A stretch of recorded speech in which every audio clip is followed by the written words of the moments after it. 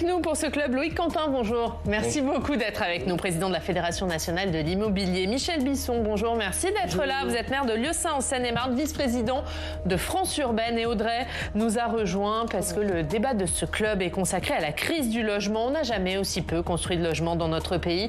Et avec l'inflation, des taux d'intérêt à la hausse, beaucoup de Français doivent renoncer à leur rêve d'être propriétaires. Les professionnels du secteur tirent la sonnette d'alarme et demandent des mesures. Mais lesquelles? Comment sortir de l'impasse?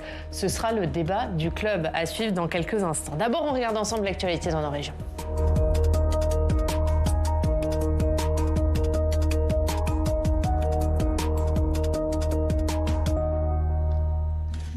Et l'information dans nos régions, c'est cette mobilisation qui avait lieu hier en soutien au maire de Saint-Brévin en Loire-Atlantique, qui, vous le savez, a démissionné après des menaces et l'incendie partiel de son domicile personnel.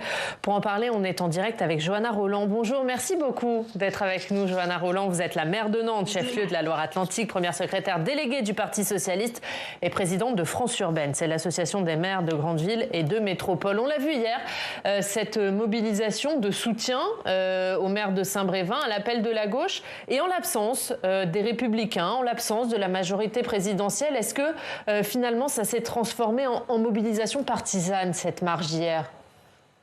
Non, je ne crois pas, parce que les organisations politiques ont fait chacune leur choix, mais il y avait sur le terrain des élus de sensibilités diverses qui, à titre individuel, à titre personnel, ont considéré ensemble que jamais un élu de la République ne devrait se retrouver obligé de choisir entre son mandat d'élu, son dévouement pour la chose publique et la protection de sa famille. C'est ça ce qui nous a rassemblés collectivement hier à Saint-Brévin, dans un contexte quand même très particulier. Vous regrettez que ça ne vous ait pas rassemblé plus largement? Vous regrettez que ça, finalement, il n'y ait que des partis de gauche, même si vous le dites, il y avait d'autres personnes dans la manifestation, mais encore une fois, les autres partis ne vous ont pas rejoints? Écoutez, moi je crois que face à des situations aussi graves, chacun prend ses responsabilités. Nous avons pris les nôtres, j'ai pris les miennes, et je salue les maires, je le redis. Moi je connais un certain nombre de maires de la métropole, chez moi, à Nantes, de sensibilités diverses, de centre et de droite, pour dire les choses clairement, qui étaient aussi présents. Donc je ne voudrais pas qu'on passe sous silence leur mobilisation, parce que je crois que le moment est vraiment à faire front, parce que quand un maire est attaqué, en réalité, c'est toute la République qui recule. On est quand même dans un contexte où il y a eu une augmentation des violences de 32% l'année dernière à l'égard des élus. Et puis on est dans un contexte où, il faut le dire, à Saint-Brévin, le rôle nauséabond joué par l'extrême droite est quand même extrêmement préoccupant. On a des militants Reconquête qui étaient venus manifester jusque devant le perron de la mairie. On a une forme de machine au harcèlement infernal qui s'est déclenchée. On a des députés du Rassemblement national qui ne se sont pas levés dans l'hémicycle quand un hommage a été rendu à Yannick Morez. On a un maire qui accueillait sur son territoire un projet qui était un projet de l'État. Donc c'est de tout ça, je crois, dont on a d'abord besoin de parler. Et là-dessus, vous avez entendu Annie Genevard, je ne sais pas si vous l'avez entendu, il y a quelques minutes, qui était avec nous et qui se disait inquiète des conséquences pour les élus locaux de la politique migratoire dans notre pays et notamment de la volonté de répartir les migrants. Est-ce que vous partagez ces inquiétudes? Qu'est-ce que vous répondez à ça? D'abord, moi je pense que le droit d'asile en France, c'est l'honneur de notre pays. C'est la grande histoire de la France. Je crois ensuite qu'on a eu 29 lois sur l'immigration depuis 40 ans. Donc cette forme de surenchère législative sur fond de fantasmes, d'instrumentalisation des peurs, de logique du soi-disant tsunami migratoire, je pense qu'il faut mettre un peu de rationalité sur ces sujets. On a besoin de faire les choses, mais de les faire bien. On a besoin de pragmatisme aussi. Je salue Michel Bisson qui représente France Urbaine sur votre plateau. Comme moi, comme tous les maires et toute sensibilité, il pourra témoigner de situations complètement absurdes, par exemple, où on a des gens sur nos territoires qui sont ni régularisables, ni expulsables. C'est ça la vérité aujourd'hui de ces logiques qui ne fonctionnent pas. C'est aussi à ces questions-là qu'il faut répondre. Et puis, pour les socialistes, on fera un certain nombre de propositions. J'en cite une. Il est urgent de réformer le système dit de Dublin.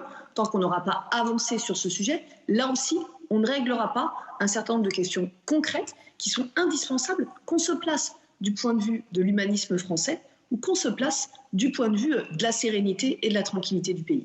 Au-delà de la question de l'immigration, cette démission du maire de Saint-Brévin a mis un peu plus en lumière la question des violences envers les élus. Vous l'avez dit, plus 32% d'augmentation. Vous vous êtes entretenu hier avec le maire. Suite à cette démission, le gouvernement a fait des propositions, un renforcement des sanctions pénales, un pacte sécurité, des référents gendarmerie. Est-ce que pour vous, ces propositions sont les bonnes ?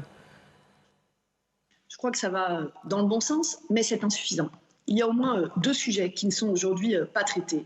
Le premier, les moyens concrets, côté gendarmerie et police nationale, pour accueillir les plaintes, les démarches des maires. Hier encore, à Saint-Brévin, j'ai entendu le témoignage de nombreux élus qui m'ont raconté concrètement, voilà, j'ai été menacé, j'ai été attaqué, je me suis rendue à la gendarmerie, on m'a dit, on n'est pas forcément équipé, on n'a pas forcément les moyens de donner suite. Donc ça, c'est un premier sujet. Ensuite, il reste des questions réglementaires. On sait que les choses démarrent malheureusement beaucoup sur les réseaux sociaux, qui sont une forme de défouloir avec la lâcheté de celles et ceux qui écrivent cachés derrière un écran de smartphone ou d'ordinateur. Aujourd'hui, le délai de prescription sur les réseaux sociaux, il est de 3 mois. C'est absolument insuffisant. Donc il y a une première étape qui a été franchie. France Urbaine et l'AMF, ensemble, ont fait des propositions. Je crois vraiment qu'il faut aller plus loin. Un dernier mot, Johanna Rolland, hier en Conseil des ministres, en parlant de la violence envers les élus, mais pas seulement, envers les forces de l'ordre, envers le personnel soignant, Emmanuel Macron a parlé d'un processus de décivilisation. Vous partagez ces mots ? Bon, d'abord, vous avez bien vu comment le débat sémantique, à partir de cette prise de parole, s'ouvre. Quelle ambiguïté dans ce mot, quelle référence, à quoi ça renvoie, quelle rhétorique. Mais au-delà de ça, je crois moi surtout que le pays, il n'a pas besoin d'une surenchère verbale permanente, inventée en permanence par le président de la République. Le pays, il a besoin de quoi ? Il a besoin de moyens concrets pour les soignants, de moyens concrets pour la psychiatrie, de moyens concrets pour la police et la gendarmerie. Je crois moi que l'heure est aux actes, aux actions, et pas à une forme de diversion sémantique, pour le moins contestable sur le plan des idées et du fond. Merci Johanna Rolland. Merci beaucoup d'avoir été avec nous. Je le rappelle, vous êtes maire de Nantes, présidente de France Urbaine, première secrétaire déléguée du Parti socialiste. Merci beaucoup d'avoir été notre invitée pour parler de cette actualité. On va passer au débat de ce club. On va parler de la crise du logement autour de cette question. Le rêve français d'être propriétaire est-il encore accessible aujourd'hui ? D'abord, Loïc Quentin, avec vous, quels sont les facteurs de cette crise du logement ? Est-ce que cette crise du logement est inédite aujourd'hui dans notre pays ? Il y a longtemps que nous n'avons pas eu de crise immobilière importante, ça remonte aux années 90 et je pense qu'aujourd'hui c'est un atterrissage sur, il faut regarder 30 années en arrière dans le rétroviseur, sur peut-être des mesures ou des anticipations, une prospective que n'ont pas conduit les politiques publiques et afin d'anticiper la période que l'on vit. Voilà, on a connu une période de décélération des taux d'intérêt qui ont accompagné une dynamique des marchés de l'immobilier depuis 1998, moment où les taux ont continué à baisser, qui ont alimenté une hausse des prix. Et soudainement, on est confronté à une inflation contre laquelle la BCE lutte de toutes ses forces, et notamment pour réduire et en augmentant les taux. Malheureusement, ces taux et cette hausse vient frapper la capacité d'emprunt des ménages français. Elle est brutale, elle est violente, elle attaque le marché du neuf, et avant effectivement d'impacter le marché de la transaction et le parcours résidentiel des Français. Donc il y a 2 effets conjugués pour qu'on comprenne bien. Un, il y a une baisse de pouvoir d'achat des acheteurs, et 2, il y a un problème dans la construction de logements. Oui, puis dans les politiques aussi publiques, la façon de conduire notamment l'aménagement du territoire, la ville, avoir un véritable ministère du logement dédié que nous n'avons plus. L'aménagement du territoire fait plus partie de nos objectifs, de notre vision stratégique. Il faut penser la politique du logement différemment. Et je l'ai maintes fois dit, la politique du logement, c'est pas qu'une ligne budgétaire dans la loi de finances. C'est autre chose, c'est un autre regard. Et c'est que les professionnels appellent. Est-ce que vous êtes vice-président de France Urbaine, Michel Bisson, est-ce que tout le territoire connaît une crise du logement ou est-ce qu'il y a des inégalités territoriales là-dessus ? D'abord, je suis très heureux d'évoquer ce sujet et de parler après Johanna Rolland, ma présidente préférée de France Urbaine. Je pense qu'il y a il y a les données qui ont été très bien expliquées, et puis je pense qu'il y a un élément supplémentaire maintenant qui vient surajouter à tout cela et qui nous oblige à changer de paradigme. Cet élément supplémentaire, c'est le réchauffement climatique et la nécessaire transition écologique. Et en l'occurrence, elle se concrétise sur ce sujet-là tout particulièrement par le zéro artificialisation nette. Et je crois que c'est une erreur que d'opposer la production de logements avec le zéro artificialisation nette. Ça nous oblige tout simplement à regarder les choses autrement, à changer à changer de paradigme. Et ce changement de paradigme nous oblige aussi à avoir un regard plus précis sur l'existant. Voilà, parce qu'on parle beaucoup de production. Bien sûr qu'il y a une attente en matière de construction de logements. Il y a énormément de foyers qui sont en attente, qui vivent dans des conditions qui sont des conditions absolument pas tolérables. Et en même temps, je pense que la seule réponse ne peut pas être la production. Elle doit être aussi, la production certes, mais un regard sur l'existant, à travers... Donc la rénovation. Donc la rénovation, mais aussi un regard peut-être plus précis et certaines peut-être taxation sur les logements dits touristiques qui fleurissent aujourd'hui dans un certain nombre de grosses agglomérations, bien évidemment, mais aussi le fait que des immeubles de tertiaire peuvent être reconvertis en logements à l'heure, je dirais, du post-Covid et de l'accélération du télétravail. Il y a là des immeubles tertiaires donc qui se désertifient et qui pourraient être convertis. Et puis il y a aussi tous ces logements aujourd'hui qui ne sont pas loués, qui sont en attente parce que la rénovation thermique est une obligation aujourd'hui. Donc on voit bien que ces trois facteurs-là sont déjà de nature à débloquer un certain nombre de logements qui permettraient... Mais est-ce que c'est encore compatible et écologie? On sait que le bâtiment, c'est un fort émetteur de gaz à effet de serre. Est-ce que écologie et construction de logements, c'est encore compatible?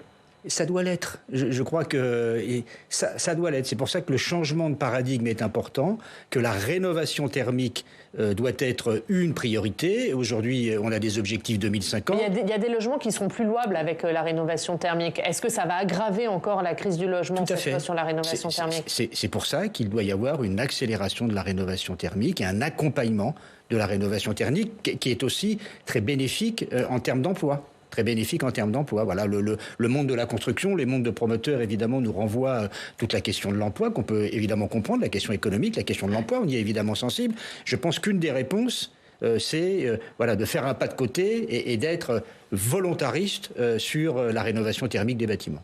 Un mot là-dessus, Loïc Quentin, sur la compatibilité entre écologie, finalement, et construction de logements. Est-ce qu'il ne faut pas se résoudre à construire moins aujourd'hui? Construire mieux, mais construire moins? Non, nous avons besoin, dans tous les cas, de ce chiffre incompressible de 350 000 logements par an, parce que si nous ne l'assurons pas, nous serons effectivement en sous-offre. Et aujourd'hui, il y a une grasse crise dans la crise de construction neuve, parce que les logements ne se commercialisent plus. Sur la rénovation énergétique, bien évidemment que, dans tous les cas, ça fait partie de l'ambition, et je dirais tout l'écosystème de l'immobilier. Il faut, et nous avons cet objectif de décarbonation pour 2050. Simplement, comment y arriver? Aujourd'hui, les signaux qui sont envoyés par la loi climat-résilience, frappant d'indécence notamment des logements au 1er janvier 2025, nous empêche aujourd'hui de répondre à cette commande. Donc on va avoir une attrition du parc locatif. Je pense spécifiquement à Paris, 40% de l'offre locative est classée en F et G. Que va-t-il se passer? Et puis il y a des immeubles qu'on ne peut pas notamment remonter la classe énergétique. G en 2025, on ne peut plus. Et G en 2025 et F en 2028. Il y a des immeubles haussmanniens qu'on ne peut pas isoler par l'extérieur. Il va falloir le faire par l'intérieur. Donc il y a des complications. Les immeubles à colombage, on ne peut pas le faire. Maintenant, sur la rénovation du parc, moi, je voudrais quand même apporter une précision. On parle de logements vacants. Les logements vacants ne sont pas là où on le situe. Les logements vacants ne sont pas dans les grandes villes. Les logements vacants sont dans la diagonale du vide. C'est 1 million de logements de plus en 15 ans que nous avons eu sur ce parc. Ces 1 million de logements partent du nord-est au sud-ouest, c'est-à-dire dans des territoires désertés, et on leur demande d'être rénovés avec un coût de rénovation qui est le même dans une grande ville, avec une prime rénov qui est au même niveau et qui n'est pas compatible. On ne peut pas rénover et avoir 700 € de rénovation au mètre carré quand on a un logement qui en vaut 1200 au mètre carré, quand certaines villes affichent 10 000 € en moyenne. On a parlé d'écologie, on va parler aussi des difficultés des Français à accéder à la propriété pour des questions de prix. Le rêve de devenir propriétaire est-il accessible? Mathias Araez est allé rencontrer Cécilio, bientôt 28 ans. Il aimerait devenir propriétaire. Problème avec la hausse des taux d'intérêt, sa capacité d'emprunt baisse. Un véritable problème que vivent beaucoup d'aspirants à la propriété. On regarde. C'est trop cher pour ce que j'ai tout seul. À bientôt 28 ans, Cécilio aimerait accéder à la propriété. Appartement Rieux la Pape, à 117 000 €, c'est dans mon budget avec une bonne surface, mais c'est trop excentré de là où je travaille. Depuis 1 an, il cherche la perle rare. C'est vraiment très compliqué parce que soit les appartements que je cherche et qui me plaisent et qui ont un prix abordable, soit en viager ou en location actuelle, et pas disponibles avant 2-3 ans. Soit l'appartement, c'est un tout petit studio dans lequel en fait on peut même pas, on a juste 20 mètres carrés et c'est une chambre d'étudiant presque. Donc du coup, c'est quand on a envie d'avoir de l'espace pour soi, une chambre d'étudiant, c'est pas le meilleur. Technicien informatique, le jeune actif est en CDI et gagne 1 700 € net par mois. De quoi constituer une mise de départ. Mon premier rapport est entre 35 000 et 40 000 €. Ça me permet de voir des appartements qui sont au total, sans les frais de notaire et sans les autres charges, à environ 135 000 €. Mais ces derniers mois, la donne a changé. D'un côté, les prix baissent. De l'autre, les taux d'intérêt montent en flèche. Je me retrouve à avoir des appartements peut-être encore plus petits qu'avant et tout en payant la même chose. Il y a une perte au niveau de ma compétence à pouvoir acheter quelque chose. Aujourd'hui, sa banque est en mesure de lui prêter 120 000 €. Mais contrairement à il y a encore quelques mois, Cecilio est plus vigilant. J'ai pas envie de me lancer comme ça à la va-vite parce que c'est quand même un endroit où je risque d'y vivre plus de 10 ans. Et je me vois pas acheter un appartement pour le revendre dans 2 ans. Alors, un contexte qui pousse le potentiel acheteur vers une forme de lassitude. Pour l'instant, ça me démotive pas mal, ça me démotive énormément parce que j'aimerais bien pouvoir avoir mon petit chez moi, me dire que je rentre du boulot, je suis tranquille, personne ne va me déranger. Et tout ça, finalement, c'est toujours retardé d'avoir un peu de tranquillité.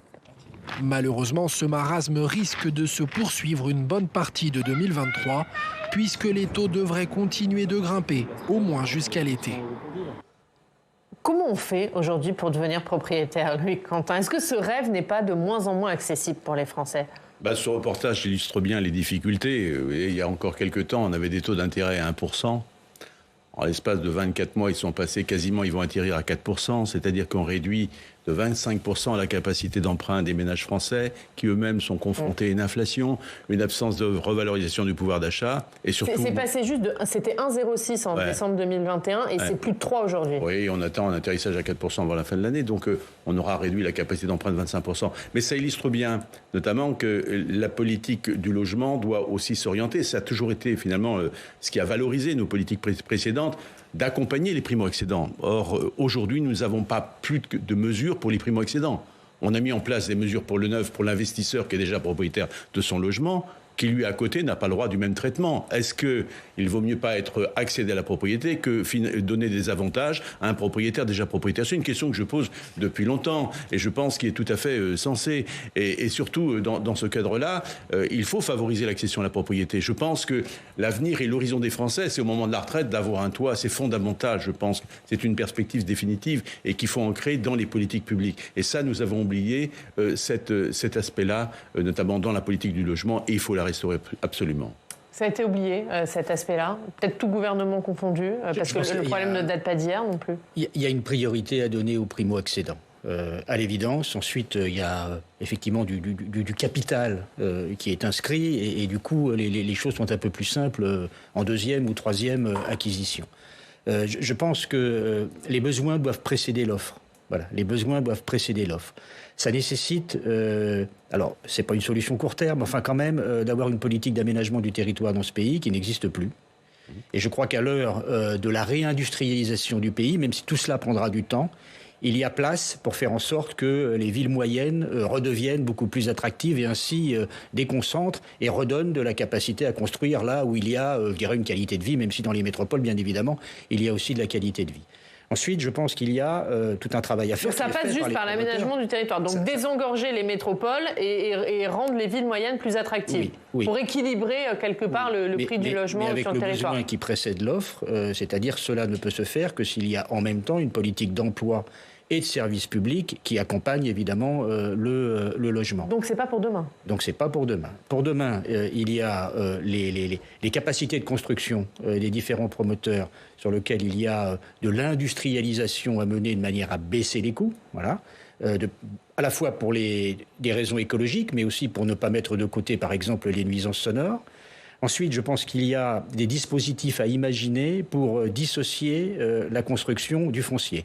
Parce qu'aujourd'hui, ce qui flambe, évidemment, dans beaucoup de métropoles, dans beaucoup de communes, c'est plus le foncier que les coûts de construction. Et là, il y a des dispositifs qui permettent de dissocier, de ne vendre que le bâti, d'avoir des baux à long terme sur le foncier, pour ne prendre que cet exemple-là. Il peut y avoir aussi des dispositifs législatifs réglementaires qui taxent de manière assez forte, évidemment, le foncier pour éviter les plus-values. Je pense qu'il y a là un sujet nouveau, notamment à l'heure du ZAN, du zéro artificialisation nette dont on doit s'emparer.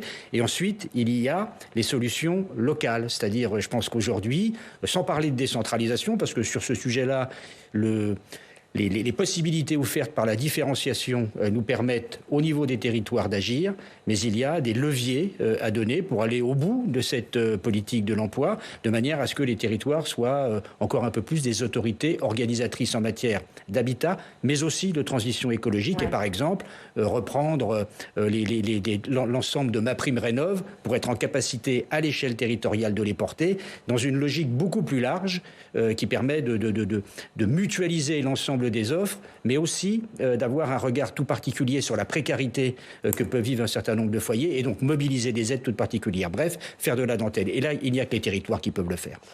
Loïc Quentin, on se souvient d'une période pas si lointaine où les logements se vendaient comme des petits pains, restaient très peu longtemps sur le marché. Est-ce qu'aujourd'hui, c'est encore le cas? Quand on va être propriétaire aujourd'hui, est-ce qu'il faut se dépêcher ou est-ce qu'il y a plus de logements qui restent sur les bras que de logements qui sont pris d'assaut?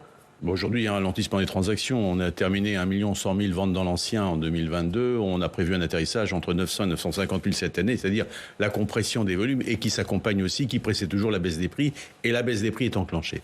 Je dirais que... Donc ça, c'est plutôt une bonne nouvelle pour les gens. Oui, c'est une bonne nouvelle, mais vous savez, après, c'est un repère, vous savez, entre acheter plus cher avec des taux d'intérêt moins chers et acheter moins cher avec des taux d'intérêt plus chers. Le montant du remboursement pour l'acquéreur, exactement la même chose.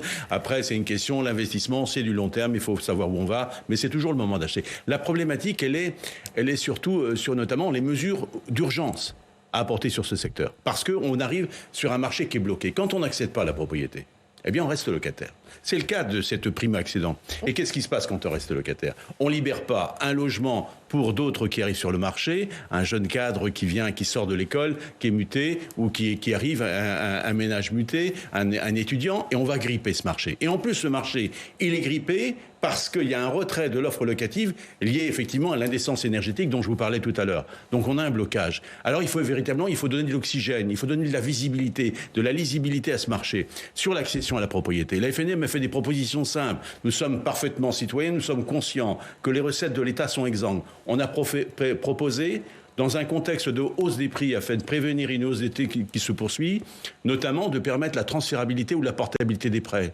C'est-à-dire que vous avez emprunté 1%, vous êtes muté sur un autre territoire, vous devez acheter et confronté à des taux de 3,80, eh bien vous pouvez transférer ce prêt sur une autre acquisition. Ou éventuellement, si vous ne voulez pas en disposer, vous pouvez effectivement la transférer à un autre acquéreur. Et je pense que c'est une mesure qui est simple, qui ne coûte rien. C'est une question de courage politique. Je l'ai proposé plusieurs fois à Olivier Klein, aux banques françaises. J'attends des réponses. Et qui mais est-ce que les banques, elles ont aussi un rôle à jouer? Est-ce qu'aujourd'hui, elles ne sont pas, compte tenu de l'état du marché, est-ce qu'elles ne sont pas trop exigeantes en demandant trop d'apports, en demandant des garanties trop importantes? Elles sont contraintes par le HCSF qui exige, qui les cantonne notamment à 25 ans d'endettement, 35%, 25 ans d'emprunt et 35% d'endettement maximum. Je pense qu'on peut libérer un peu. Moi, je ne suis pas pour augmenter le ratio d'endettement des ménages français. Les ménages français sont assez endettés avec l'immobilier. On peut augmenter la durée de 25 à 27 ans, comme on l'a fait dans le débat sur la retraite, 2 ans de plus, pourquoi pas. Mais surtout, c'est laisser aux banquiers qui est capital emprunteur. Comment voulez-vous être cadré quand vous avez un jeune cadre qui a un contrat de travail, il est à 3 000 €, on lui prévoit la 3e année à 4 000 €, est-ce que le banquier n'est pas capable finalement d'apprécier son risque et de prêter à un jeune ménage? Voilà, on est tributaire de normes et qui, encore une fois, bloquent aussi un marché. Audrey, hier, la Commission des affaires économiques du Sénat auditionnait le président d'Action Logement dans un contexte de crise du logement dont on parle. Bruno Arcadipan a lancé un cri du cœur, il craint une bombe sociale. Oui, avec une norme qui ne va pas arranger les choses là non plus. Alors en quelques mots d'abord, Action Logement, c'est un organisme qui a 70 ans, qui est co-dirigé par le patronat et les syndicats et qui est financé par une contribution sur les entreprises. Son but, c'est créer des logements sociaux pour favoriser la mobilité et des logements sociaux. Action Logement en crée énormément, 50 000 par an, 1 100 000 depuis son origine. C'est le premier créateur de logements sociaux à Mayotte, par exemple, Oriane. Le problème, c'est que tout pourrait s'arrêter à cause d'un point technique. L'été dernier, l'INSEE a classé Action Logement Service, la branche qui collecte l'argent, en administration publique. C'est un classement technique pour tous les organismes qui s'apparentent à une organisation centrale, sauf que ce point technique fait entrer les dépenses d'Action Logement dans les comptes publics. L'organisme ne pourra plus s'endetter que sur une année. Alors, je vous apprends rien, dans le logement. S'endetter sur une année, ça permet de ne pas faire grand-chose. Vous l'imaginez, donc, le président a lancé un cri du cœur hier devant les sénateurs. On ne peut rien faire dans l'immobilier avec une capacité d'emprunt à 1 an.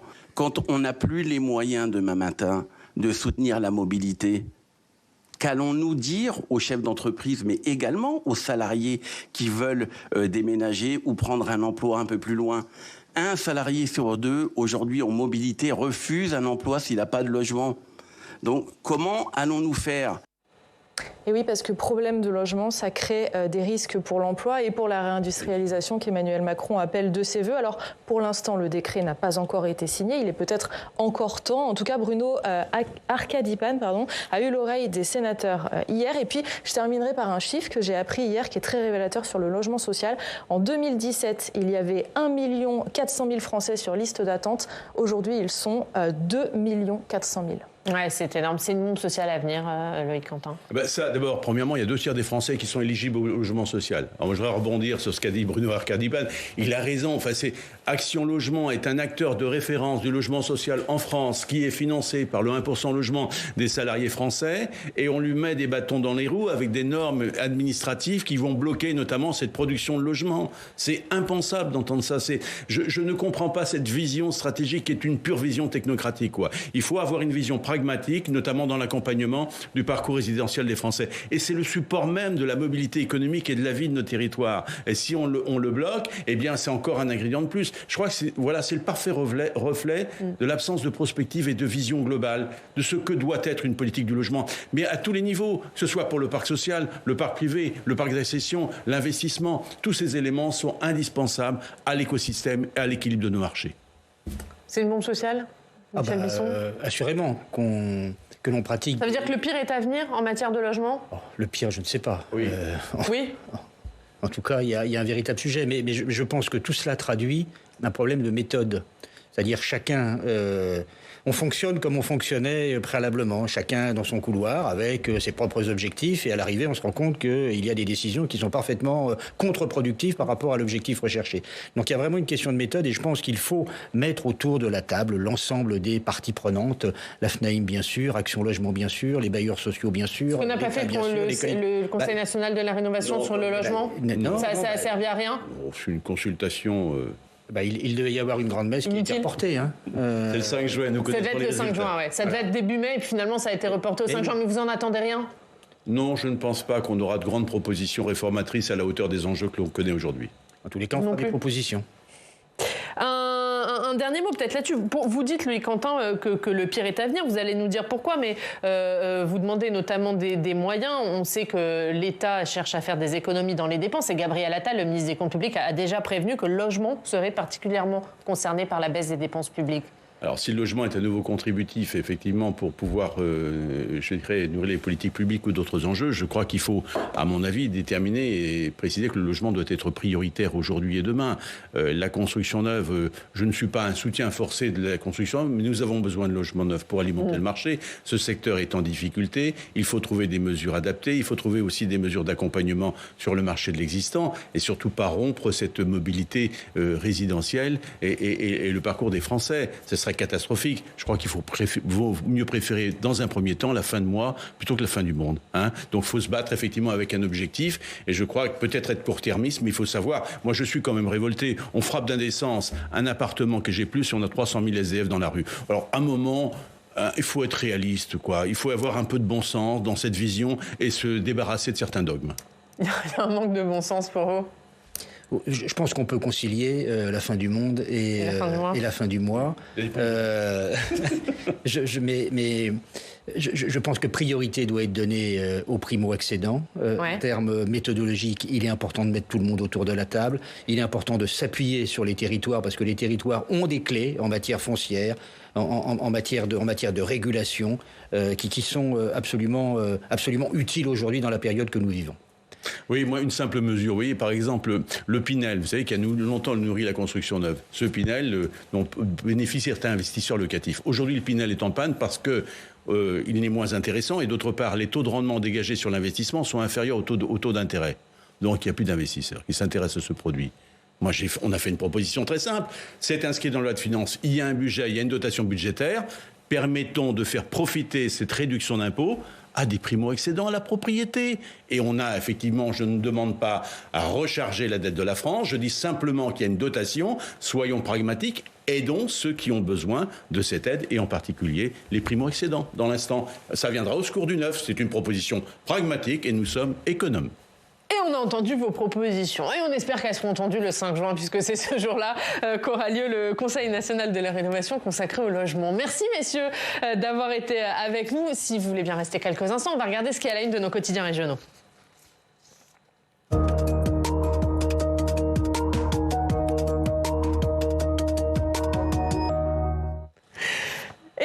Au quotidien reviennent ce matin sur le décès de l'icône du rock, Tina Turner. Oui, malgré l'annonce tard hier soir de son décès, certains de nos quotidiens ont eu le temps de bouleverser leur une avant l'envoi aux rotatives. C'est le cas de la Marseillaise et de la Provence qui rendent hommage à celle qui était Simply the Best, Oriane. Je vous laisserai chanter peut-être à la fin de l'émission. Une carrière commencée dans les années 50, des dizaines de tubes, 8 Grammy, le rock perd sa reine. Tina Turner, c'est d'abord une rencontre avec son premier mari, Ike Turner, qui la rebaptise Tina parce qu'elle s'appelait Anna, mais c'est aussi un mari tyrannique et violent dont elle va réussir à s'échapper avant d'avoir la carrière qu'on lui connaît. Dans un petit encart que vous voyez sur le côté de la une de Sud-Ouest, le quotidien rappelle aussi que Tina Turner a été la première femme et la première artiste noire à faire la couverture du célèbre magazine Rolling Stone. On va pas chanter tout de suite. L'actualité triste, c'est aussi l'hommage qui est rendu ce matin à Roubaix aux 3 policiers tués ce week-end dans le Nord. Oui, dans une collision frontale avec un chauffard qui conduisait sous l'empire de l'alcool et de stupéfiants. La Voix du Nord revient sur l'hommage national rendu aujourd'hui. Emmanuel Macron sera présent pour rendre hommage à Manon, Paul et Steven. Ils recevront la Légion d'honneur et la médaille du courage à titre posthume, Oriane. Tout autre sujet, c'est la montagne qui s'intéresse au lithium. Et l'un des projets les plus ambitieux d'Europe, la mine de lithium des Chassières, c'est un petit village dans l'Allier qui pourrait permettre de produire des batteries pour l'équivalent, tenez-vous bien, de 700 000 véhicules électriques par an pendant plus de 25 ans, nous explique le quotidien. Alors évidemment, vous l'imaginez, le projet réjouit autant qu'il inquiète, réjouit pour le nombre d'emplois, inquiète pour les craintes environnementales. Et puis je termine par cette incroyable prouesse en une du Dauphiné libéré. Un homme paraplégique a pu remarcher naturellement grâce à la pensée, grâce aussi à des chercheurs grenoblois. L'homme a désormais 2 implants sans fil, l'un dans le cerveau, l'autre dans la moelle épinière.